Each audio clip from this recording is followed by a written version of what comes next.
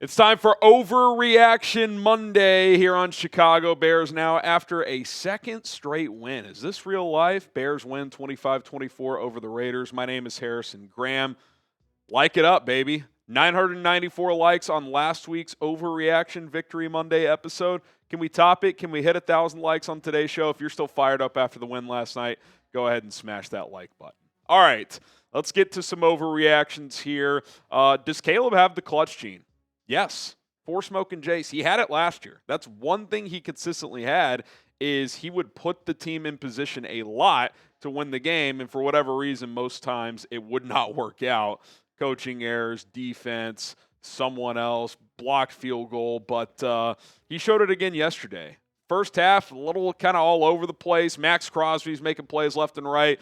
Caleb, after the game, said he's the best player he's gone up against in the NFL. I'll say yesterday, it's one of the most dominant individual first quarters I've ever seen. Passing game was just a little out of sync. They couldn't run the ball, which we'll talk about the run game. But second half, calmed things down, more efficient, more accurate.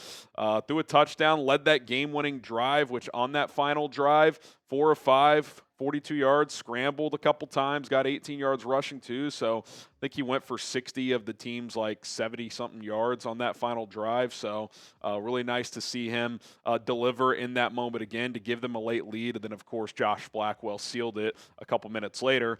Caleb said this when he was asked about the game-winning drive. He said, Ben came over to me right before and said, these are the times you're made for. Went into the huddle, looked everyone in the eyes and said, this is the moment. And it's just so big to win that game. And yeah, it's the Raiders, just like last week was the Cowboys. I saw Dallas put 40 on Green Bay last night. Every week in the NFL is different. Matt Eberflus won 0 games on the road on a Sunday as the Bears head coach.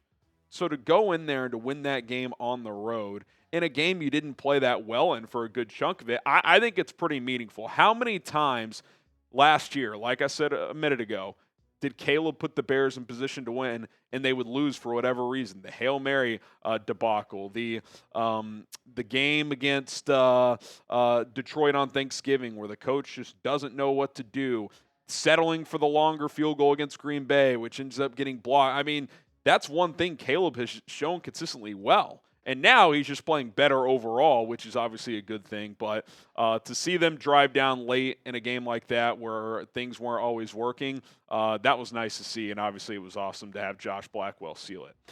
Okay. Was this a culture-changing win? Because that's been thrown out there. I'll go 3 Smoking Jays on that. I do think it certainly could end up being that. I do think it's an important win regardless. Every win is important, but to win on the road in a game where not a lot was happening in terms of creating your own success offensively, especially early on, I do think it's big to come from behind in the fourth quarter and deliver a win. Ben Johnson said that after the game. He said, quote, "We're building something special here, and I think they're feeling the belief they have in each other and in the coaching staff. This is a huge win for our team, finding a way in the fourth quarter and coming out on top. I thought that was outstanding for us. Proud of our guys." Caleb added this in his post-game presser. He said, "I think the belief is there. These moments were born for, and I'm born for.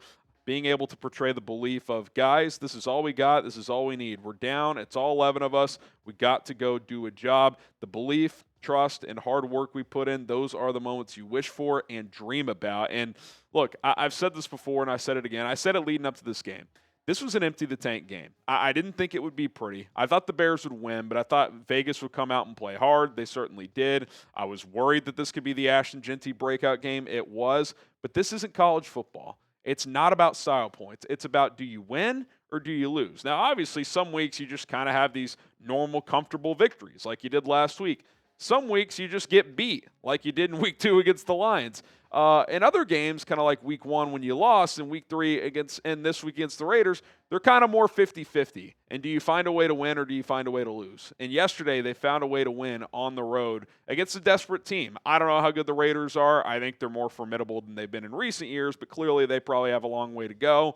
But sometimes you just got to find a way. The NFL is weird. Every week is different. So to get back to 500, to win in the way that they did, I think it does build some just confidence-boosting points within that locker room. How good for Bears fans does it feel to win a game like this? I mean, how many times have we been on the other side of that exact game? I know week 1 wasn't an exact carbon copy of that, but it's like week 1 they should have won. They lost. Yesterday, I don't know. I know you won the turbo battle, but it felt like, probably should have lost, and you won. So, like, to win a game like that, I mean, that feels pretty damn good. I'm in the 90s. That felt pretty damn awesome. All right, a few more things to attack here on Overreaction Monday, but first, do want to tell you guys about our awesome sponsor, PrizePicks. You and I make decisions every day, but on PrizePicks, being right can get you paid. Don't miss any of the excitement this season on PrizePicks, where it's good to be right.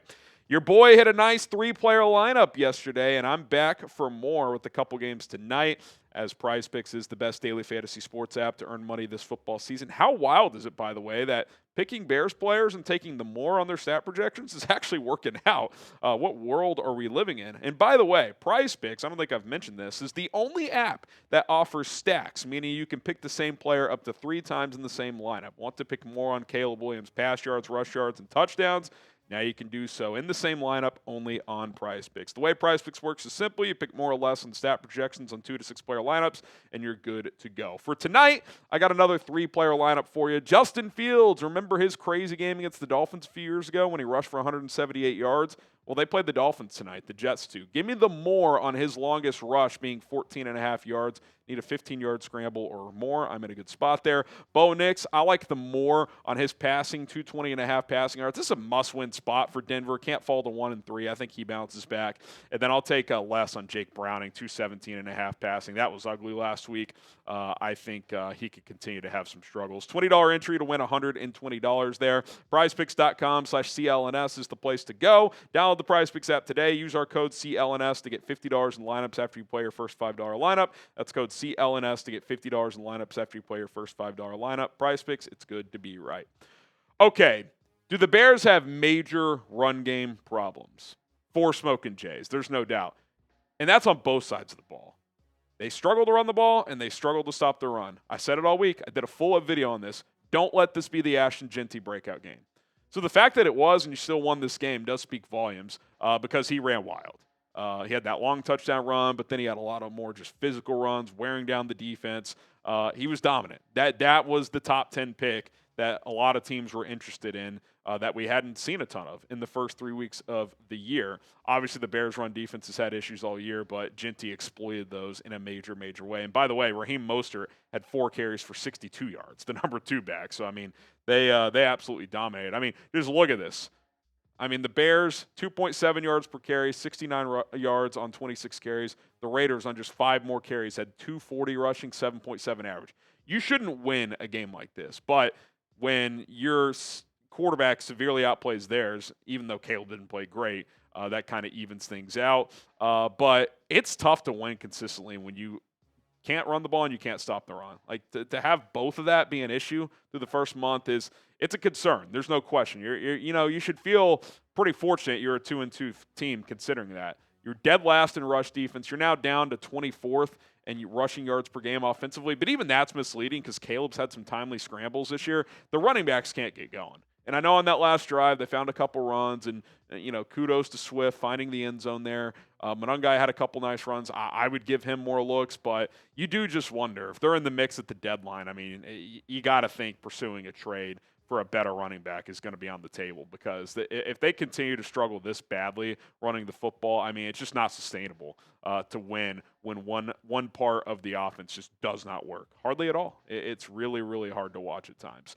All right, subscribe and join us. We'll be live for Victory Monday this afternoon as well. Be sure to turn on those notifications. We'll go live probably between 3 and 4 o'clock Central, just whenever we got all our stuff ready to go. So lock us in. We got you covered with Bears content this afternoon. Plenty to discuss as they roll into the bye week.